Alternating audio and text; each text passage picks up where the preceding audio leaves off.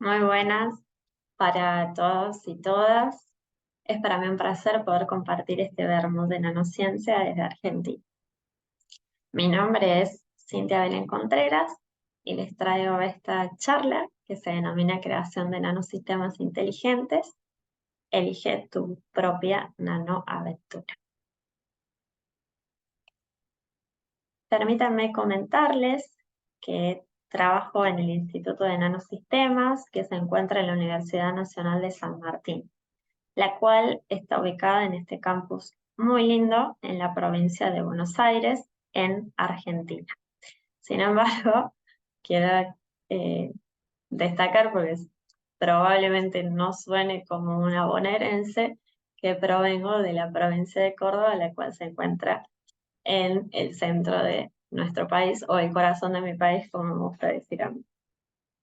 Volviendo al Instituto de Nanosistemas, nos dedicamos básicamente a la nanotecnología, somos un espacio de investigación científica, el cual abordamos la nanociencia desde distintas áreas: química, física, biología, ingeniería, biotecnología, entre otras, mediante un trabajo interdisciplinario. El Instituto de Nanosistemas está compuesto por 5 laboratorios, en los cuales, en particular, yo trabajo en el laboratorio de nanoarquitecturas que dirige el doctor Galo Soleri y desarrollo mi línea de investigación, nanosistemas híbridos inteligentes, la cual quiero compartir con ustedes. En particular, yo soy doctora en Ciencias Químicas, que me formé en la Facultad de Ciencias Químicas de la Universidad Nacional de Córdoba, pero mi grupo está compuesto también por otras áreas como la ingeniería química, ingeniería de materiales y también por estudiantes de biotecnología. Es decir, que desde distintas áreas nos enfocamos en el desarrollo de nanosistemas híbridos inteligentes. Y bueno, por supuesto, contamos con estudiantes de grado y doctorado. En particular les traigo un videíto, el cual me gustaría compartir con ustedes, para que empecemos o vayamos un poco más a la escala en la cual les quiero contar mi trabajo de investigación. Y me parece que es bastante claro, o me gusta mucho compartirlo cuando hablo de nanotecnología para poder ubicarnos en la escala propiamente dicho. Bueno, sin más preámbulos, les muestro el videíto.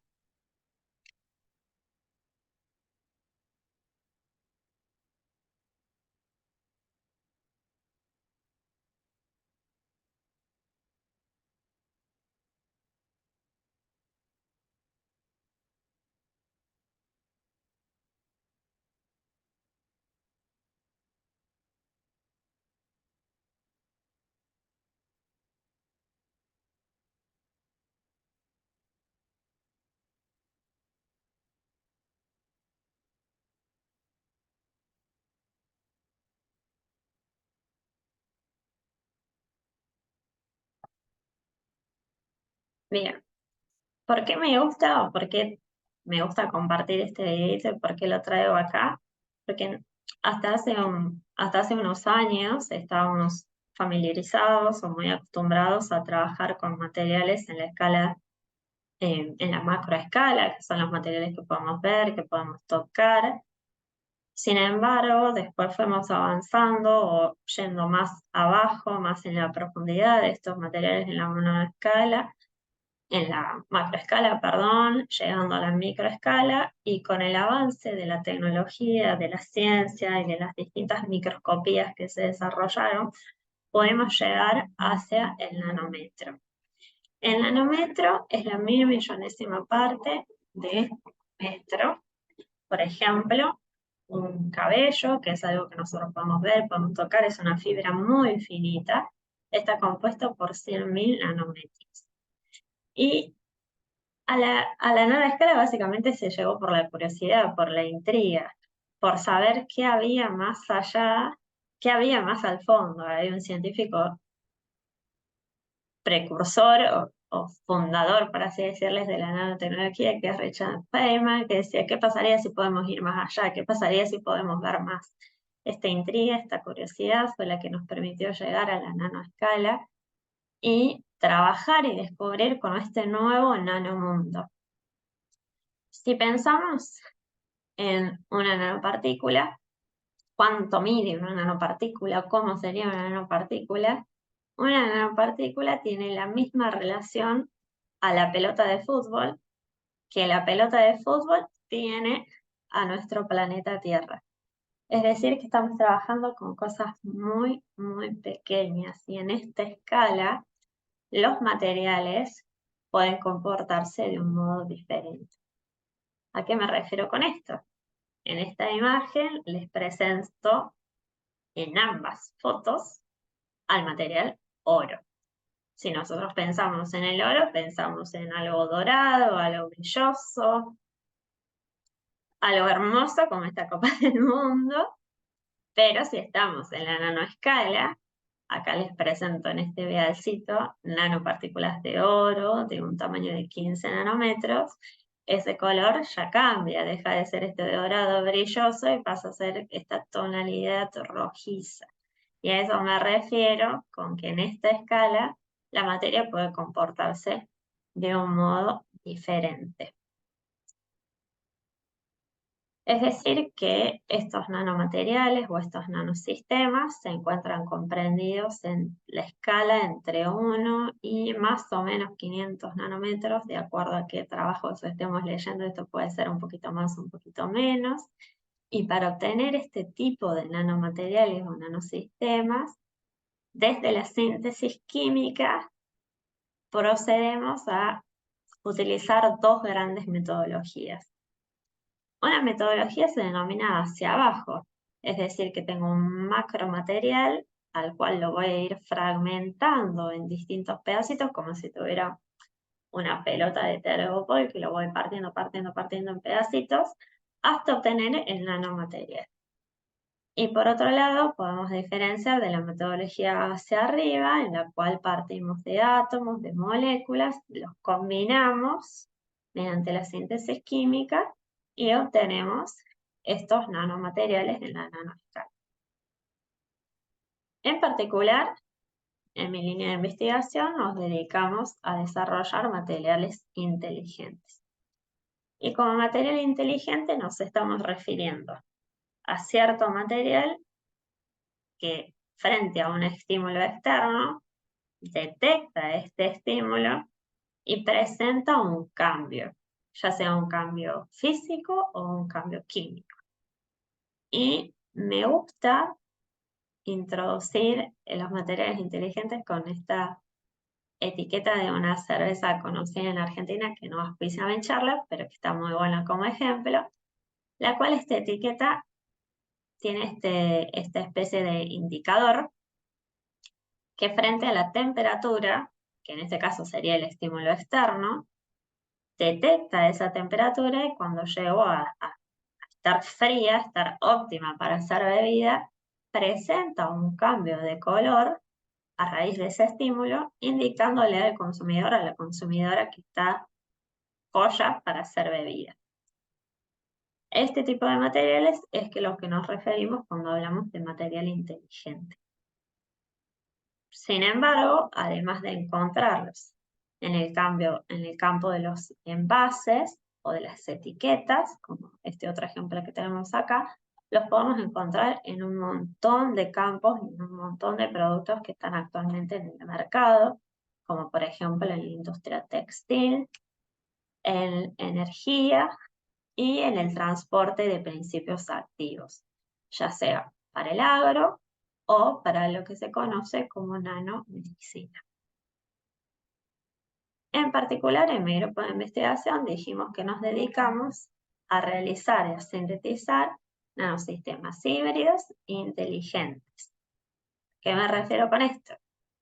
Me refiero a que para formar este nanomaterial que va a ser inteligente, nosotros seleccionamos diferentes bloques de construcción para combinarlos en un único nanosistema. Es decir, vamos desde lo simple hacia lo complejo.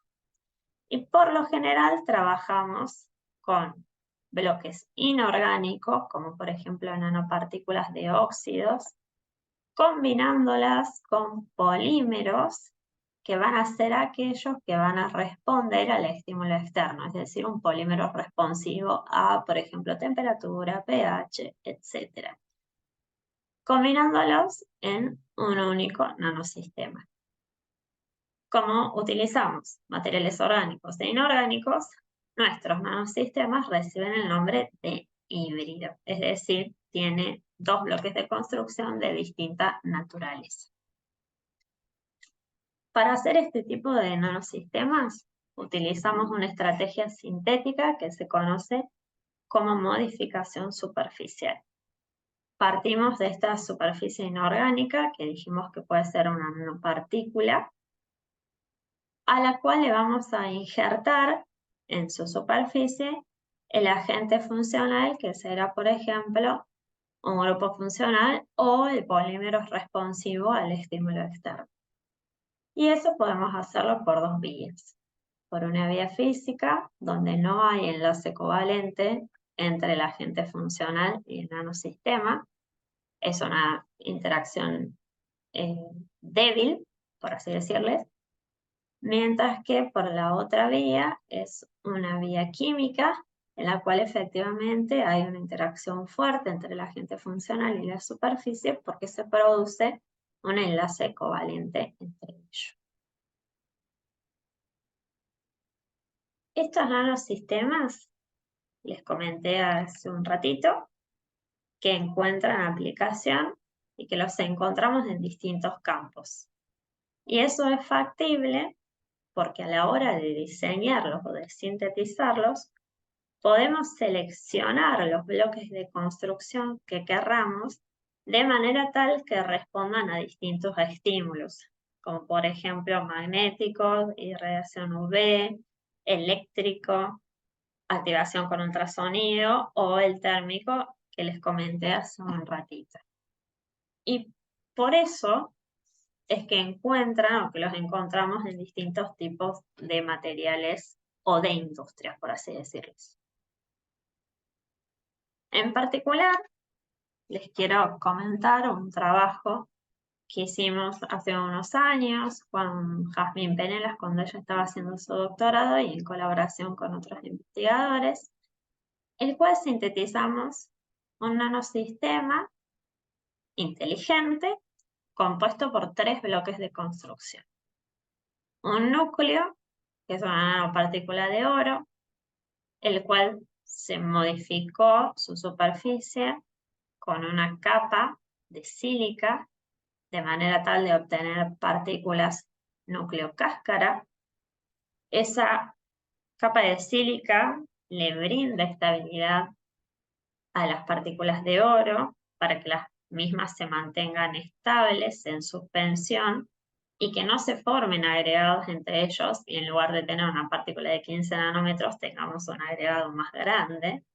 Entonces, esa es la funcionalización, el objetivo de la funcionalización con la sílica, pero además le permite a nuestro sistema incorporar un polímero responsivo a temperatura. Este polímero responde a la temperatura y sufre un cambio en su estructura.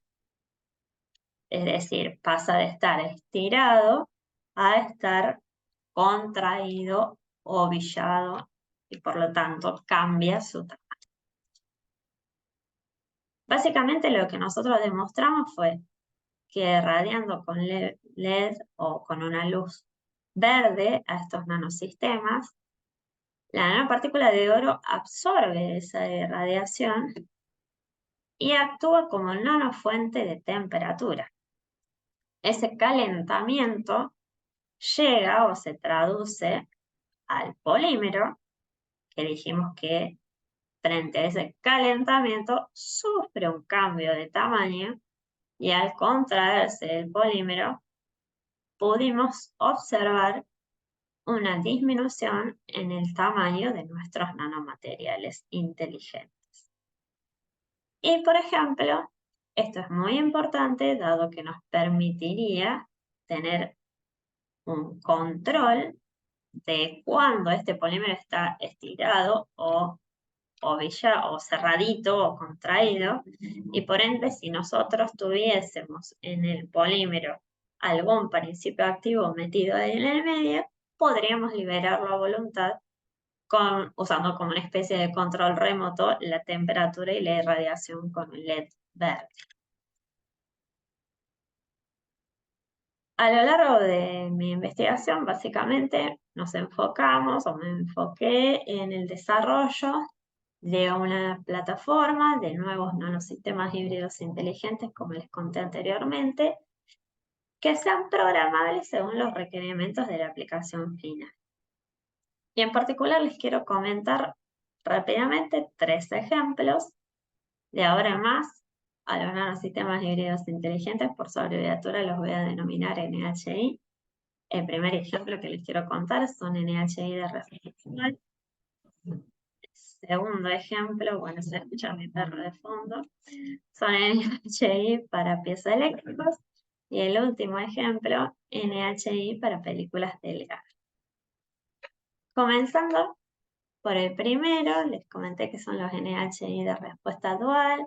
Este es un trabajo que llevaron a cabo Ivana Méndola, ingeniera en materiales, en el marco de su tesis doctoral, y Brenda Ivanov en el marco de su tesis de grado para obtener el título de licenciada en biotecnología por la Universidad Nacional de San Martín.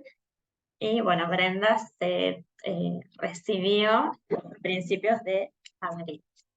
Básicamente lo que estamos buscando con esta investigación o con este proyecto es una nueva manera de transportar principios activos y liberarlos de forma controlada y específica. ¿Y cómo tratamos de hacer esto? Bueno, creando un nanosistema híbrido inteligente compuesto por 2 bloques de construcción.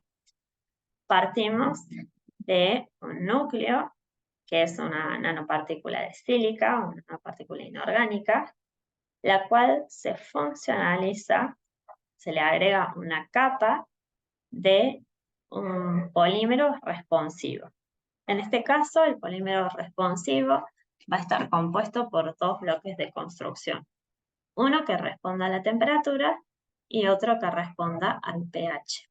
De manera tal de que nuestro nanosistema pueda responder a ambos estímulos. De ahí el nombre de respuesta dual.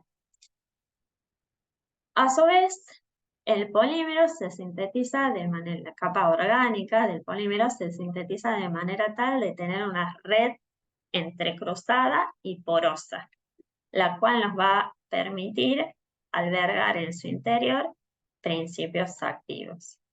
Y básicamente, cuando nuestro nanomaterial o nuestro nanosistema detecte un cambio de temperatura y pH, va a responder al mismo con una contracción, con un cambio de tamaño del nanomaterial, liberando hacia el exterior los principios activos que transportaba.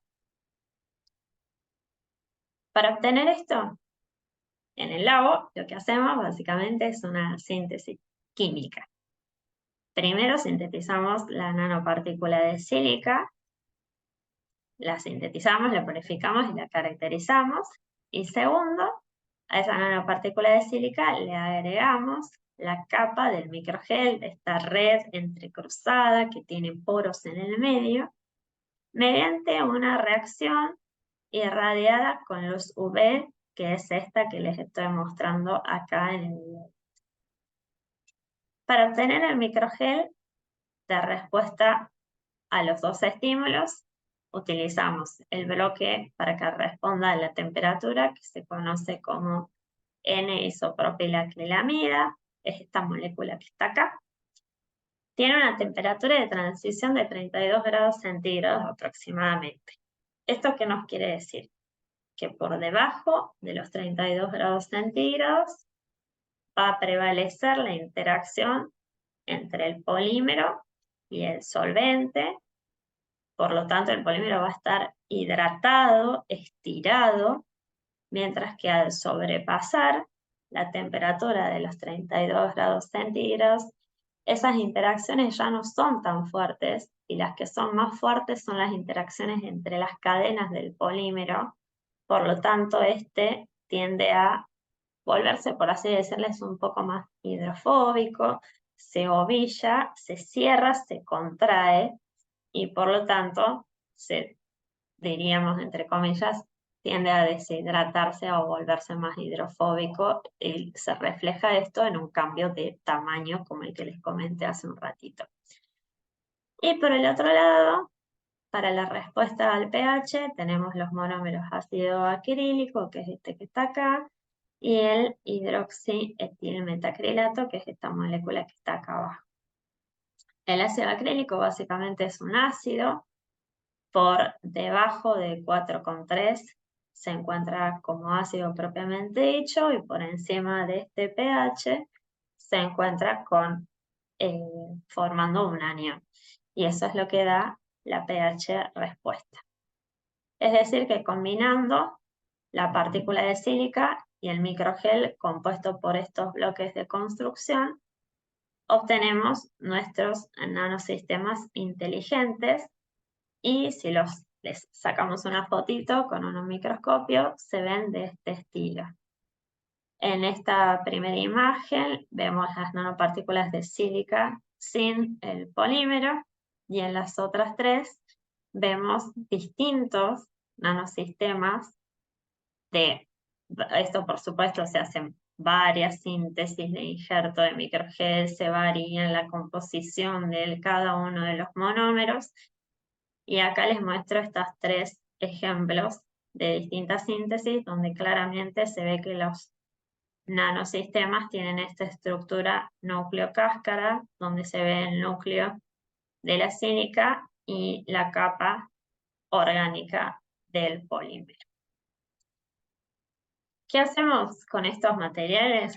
Bueno, en el caso de IBI, combinaba en su nanosistema el monómero de la temperatura, NIPAM, que hablamos hasta hace un ratito, y el monómero del pH, que era el ácido acrílico, que puede tener o no esta carga negativa.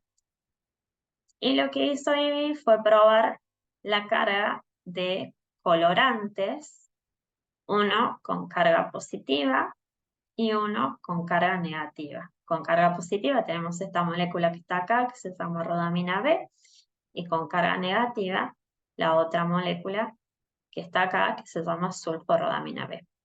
Ambas dos se usan como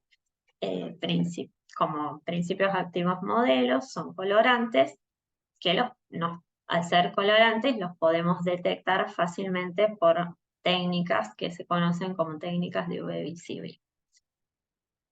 Y podemos saber si el colorante ingresa o no ingresa a nuestro nanomaterial.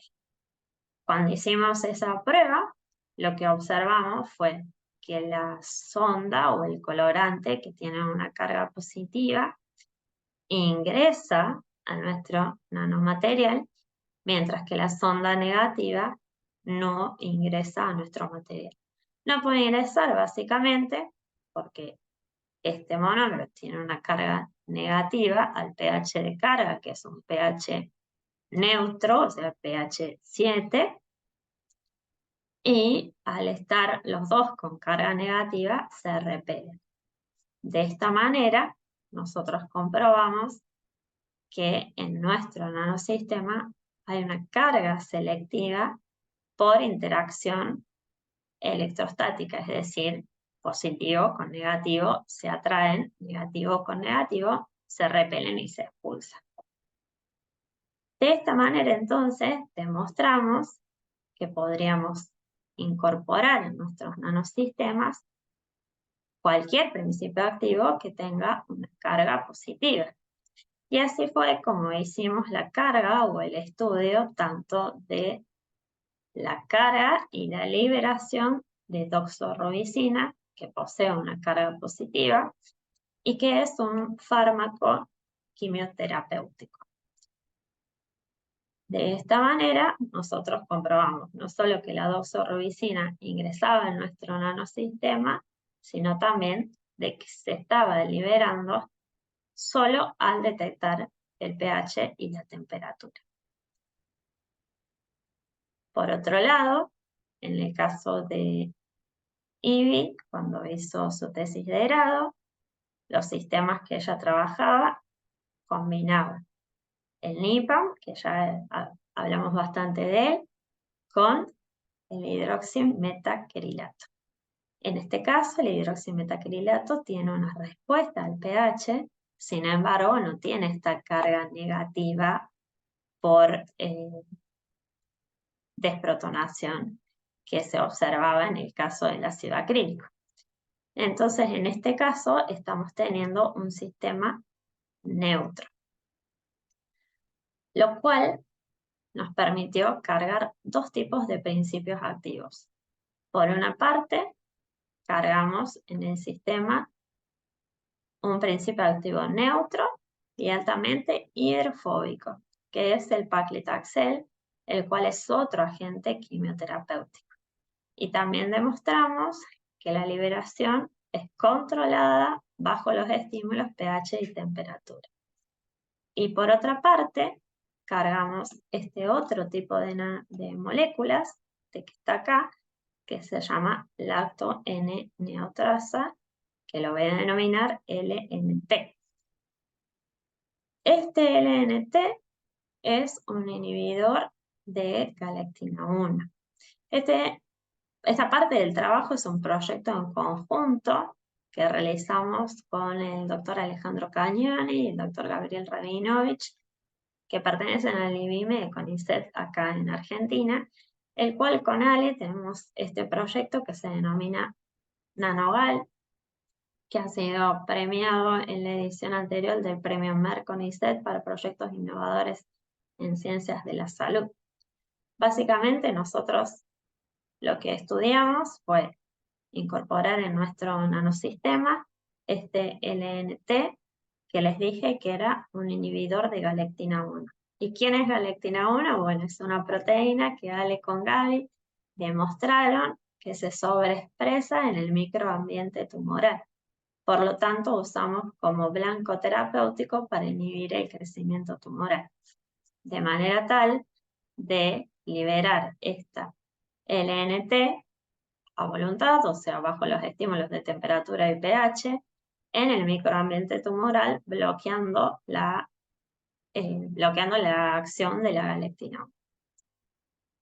Básicamente, entonces, con este proyecto lo que estamos obteniendo son nanomateriales, nanosistemas híbridos con una capa inorgánica y una capa orgánica, con un tamaño adecuado para circular por el torrente sanguíneo, que pueden transportar distintos tipos de fármacos, por ejemplo, quimioterapéuticos o inhibidores de galectina 1, y que no solo pueden circular por el torrente sanguíneo, sino que dado su tamaño pueden penetrar en un microambiente tumoral y al sensar temperatura y pH pueden liberar a voluntad en ese sector los principios activos que transportan, de manera tal de que con esta forma controlada y específica de liberar fármacos o principios activos como agentes quimioterapéuticos, se disminuyen o se disminuirían un montón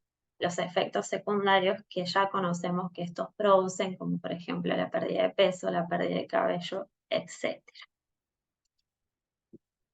Bien. Pasamos luego de esto a la segunda parte o el segundo ejemplo que les traigo de los NHI para piezoeléctricos. Este es un trabajo que lo lleva a cabo Nicole Seijar, quien es ingeniera en química y está haciendo la tesis de doctorado en el marco de un proyecto PIBDEF con el Ministerio de Defensa de Argentina.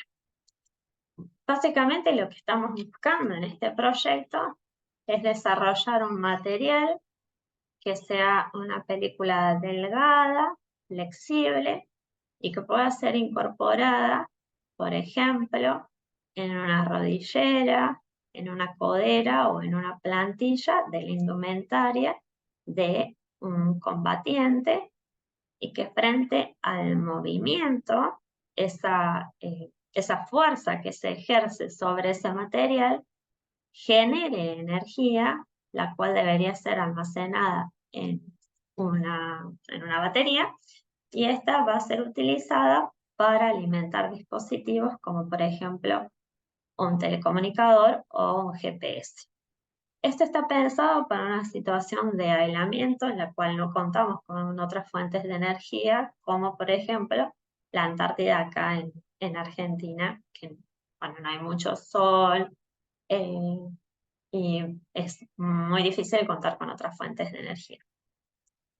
Entonces, para hacer estos nanomateriales, Nicole trabaja con un polímero que se conoce como PVDF y es el que tiene propiedades piezoeléctricas.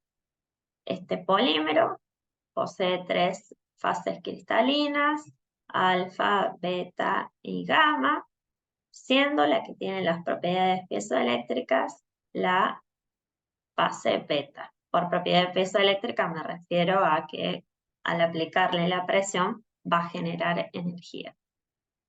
Un piezoeléctrico muy conocido, vale la redundancia, es el Magic Click que usamos para encender las cocinas, por ejemplo.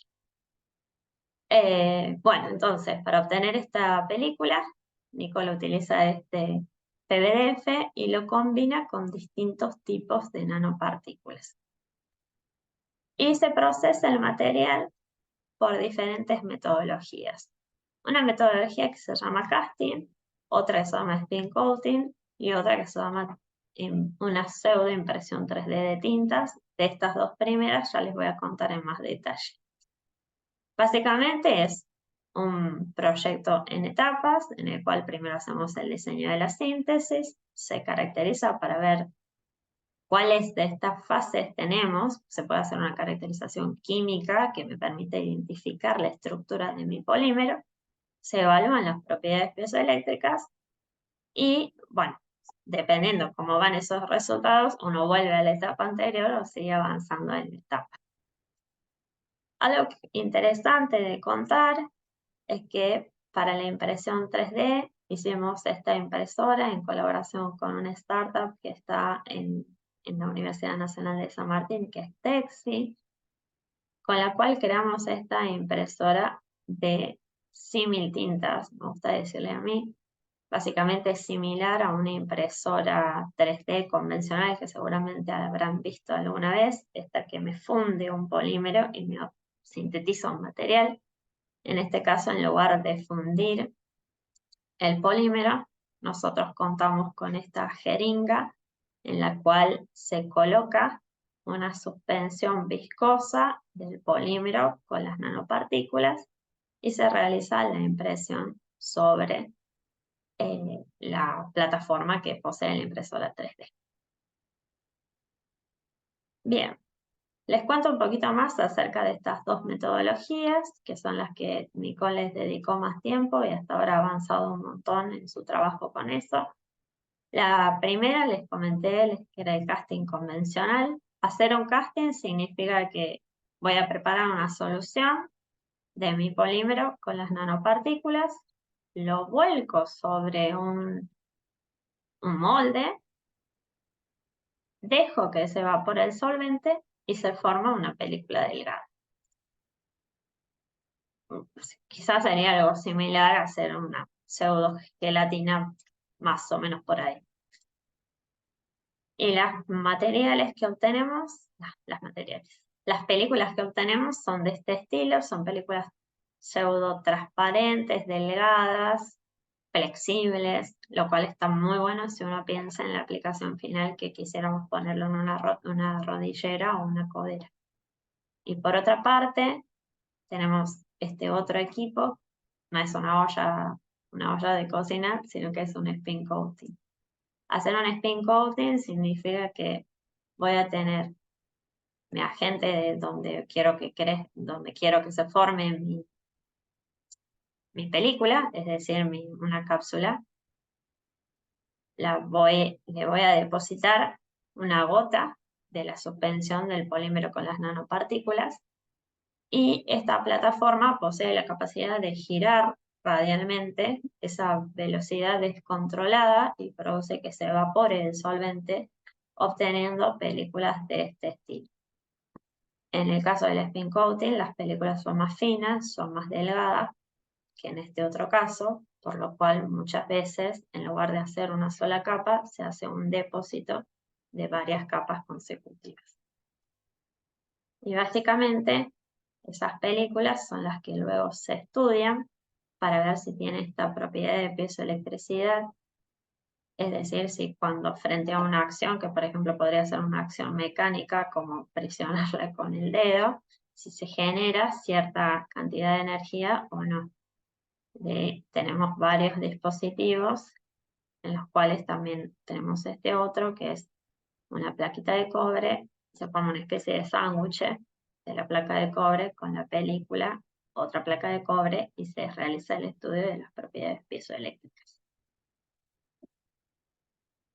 Bien, brevemente les cuento el último tema de estos NHI, que en este caso eran para películas delgadas.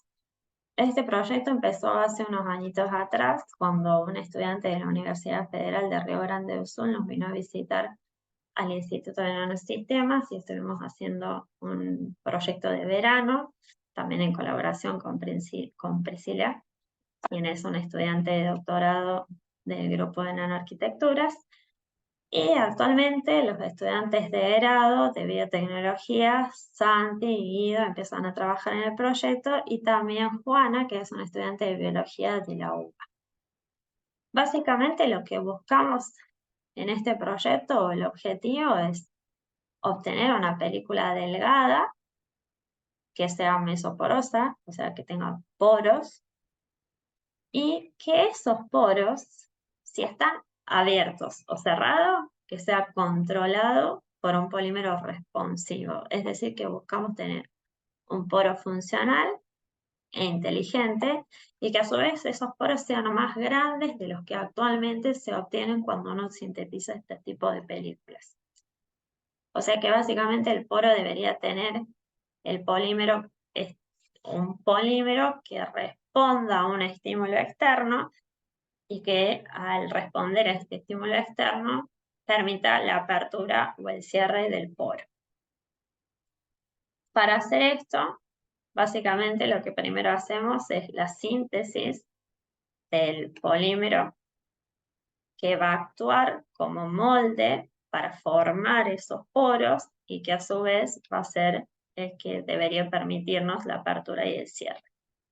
Y acá hacemos una técnica de polimerización que se denomina polimerización RAF.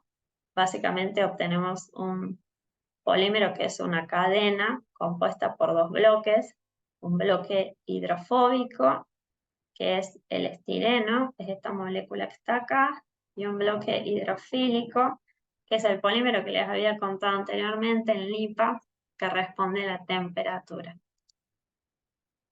Y este tipo de copolímero puede formar una especie de micela, cuyo arreglo va a depender de la concentración a la cual uno esté trabajando. Por arreglo me refiero a nosotros podemos tener micelas que se acomoden de esta forma, o micelas que tengan más una red entrecruzada. Y esas micelas, red entrecruzada, una red más organizada, no entrecruzada, perdón. Y esas micelas va a ser las que vamos a usar como moldes para hacer los poros de las películas delgadas. Acá lo que les quiero mostrar básicamente es la termorrespuesta que posee el copolímero en bloque que sintetizamos.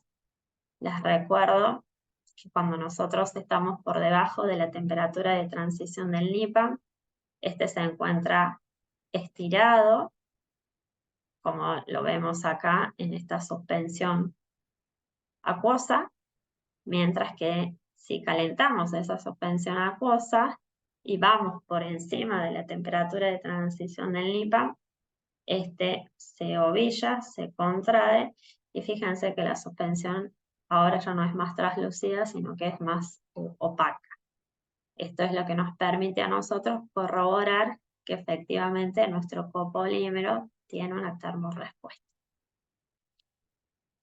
Bien, entonces, les comenté que sintetizamos este copolímero que va a actuar como una micela y que va a ser mi agente de molde para obtener finalmente poros. O sea que para formar mi película voy a combinar el molde con un precursor inorgánico en una solución.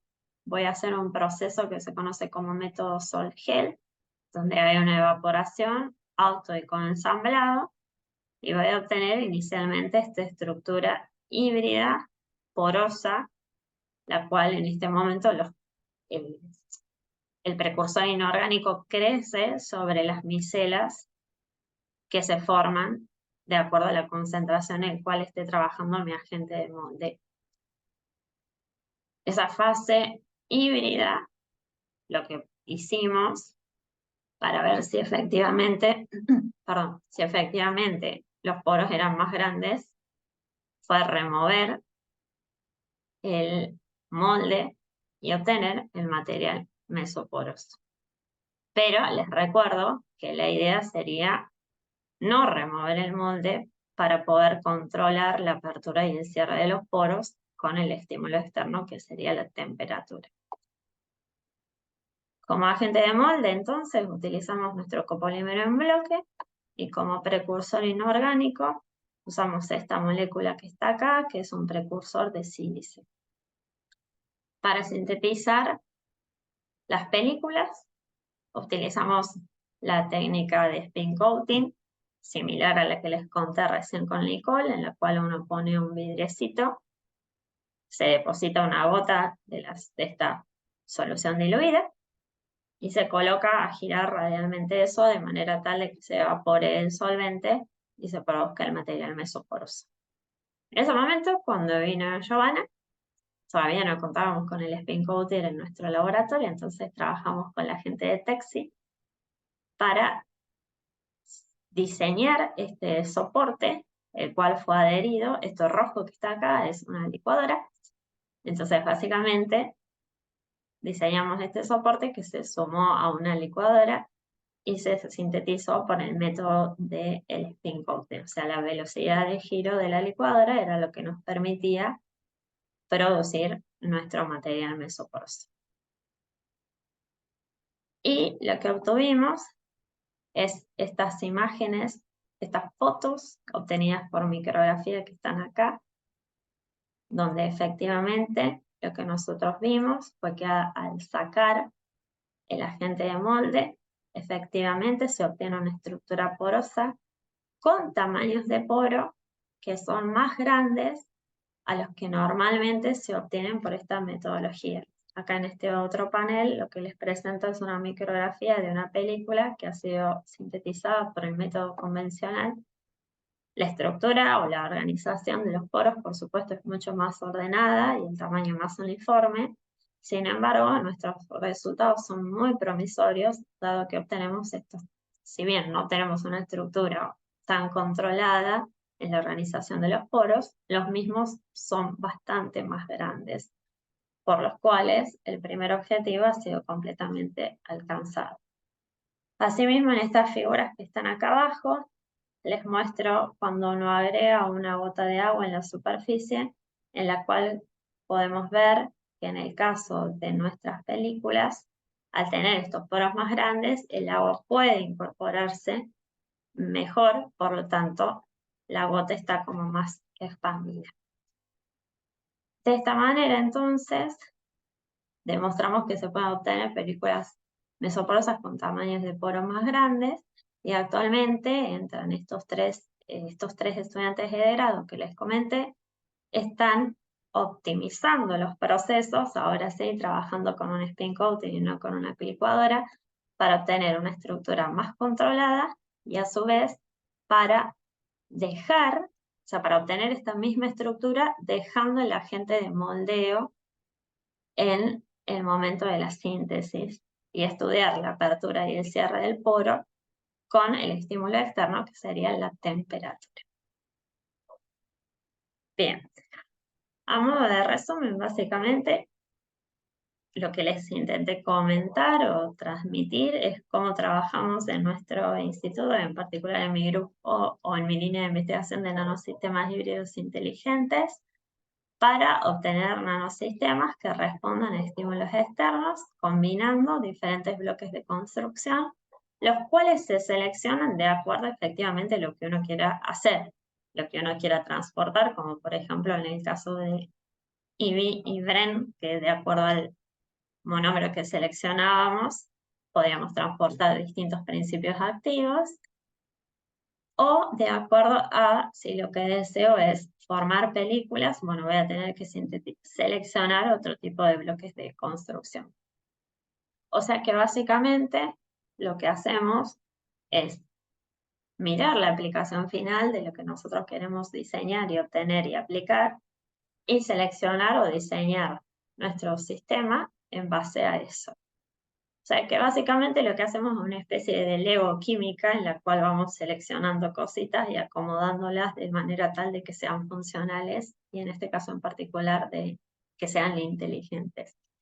Y de ahí el título de la charla de Elige tu propia nanoaventura, porque básicamente de acuerdo a la aplicación final que deseamos o lo que busquemos, podemos abrir un abanico de síntesis o de desarrollos infinito. Yo acá les mostré 3 ejemplos y fue muy breve y muy puntual. Bueno, creo que fue muy breve o bastante puntual, pero básicamente se pueden hacer un montón de cosas o un montón de diseños o de nanomateriales. Así que bueno, les dejo o los invito a tomarse ese desafío. Bueno, no quiero irme sin antes agradecer por esta oportunidad de estar acá en este Vermut de la Nanociencia, al Instituto de Nanosistemas, a todas las instituciones que nos financiaron los proyectos o financiaron mi crecimiento a lo largo de estos años, al Laboratorio de Nanoarquitecturas, a las y los estudiantes por toda su actividad experimental, y por supuesto a cada una y a cada uno de ustedes por su atención. Por supuesto, si en algún momento tienen alguna inquietud o si tienen algún proyecto que les interesa desarrollar o si tienen más curiosidades, me pueden contactar, que estamos disponibles eh, para resolver cualquier inquietud o, por supuesto, para empezar cualquier proyecto nuevo y cualquier colaboración. Bueno, muchísimas gracias nuevamente. Un saludo para todas y todos desde acá de Argentina.